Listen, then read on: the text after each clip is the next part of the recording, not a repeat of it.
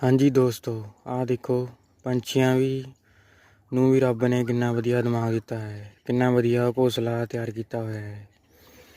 ਬਿਲਕੁਲ ਗੋਲ ਗੋਲ ਹੈ, ਗੁੰਦਿਆ ਹੋਇਆ। ਇੰਨਾ ਸੋਹਣਾ ਤਾਂ ਇਨਸਾਨ ਵੀ ਨਹੀਂ ਗੁੰਦ ਸਕਦਾ। ਆਹ ਦੇਖੋ ਕਿੰਨਾ ਸੋਹਣਾ ਘੋਂਸਲਾ ਇਹ ਮੈਨੂੰ ਇੱਕ ਟਹਿਣੀ ਤੋਂ ਮਿਲਿਆ ਹੈ। ਬਿਲਕੁਲ ਖਾਲੀ ਪਿਆ ਸੀ।